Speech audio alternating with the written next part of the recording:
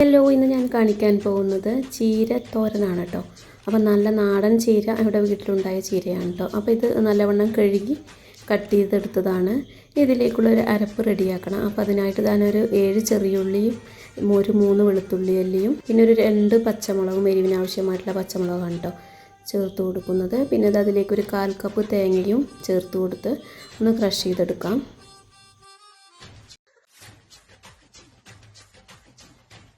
ഇനി ഒരു പാനിലേക്ക് വെളിച്ചെണ്ണയാണ് ഒഴിച്ചു കൊടുക്കുന്നത്. ഇനി ഇതിലേക്ക് കടുക് ചേർത്ത് കൊടുക്കാം.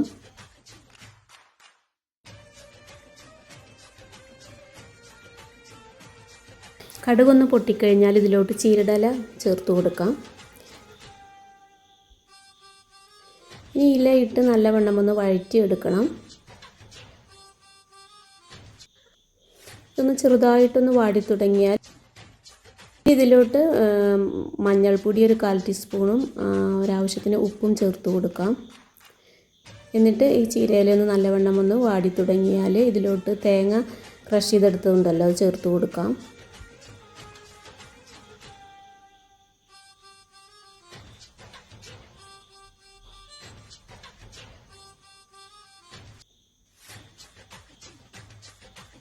അപ്പോൾ ഇതുപോലെ തേങ്ങയൊക്കെ ചതച്ചെടുത്ത് തോരൻ ഉണ്ടാക്കിയാൽ നല്ല ടേസ്റ്റാണ് കേട്ടോ. അപ്പോൾ ഇതുപോലെ ട്രൈ ചെയ്ത് നോക്കാത്തവരുണ്ടെങ്കിൽ ഒന്ന് ട്രൈ ചെയ്ത് നോക്കുക.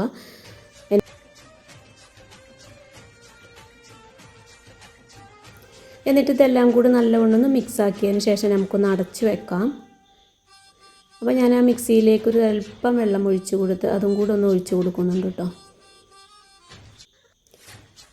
എന്നിട്ടിതൊന്ന് അടച്ചു വെക്കാം. ഒരു 15 മിനിറ്റ് അടച്ചു വയ്ക്കുമ്പോഴത്തേനും നമ്മുടെ ചീരയുടെ ഇല തോരൻ ഇവിടെ റെഡി ആയിട്ടുണ്ട്. നല്ല ടേസ്റ്റാണ്.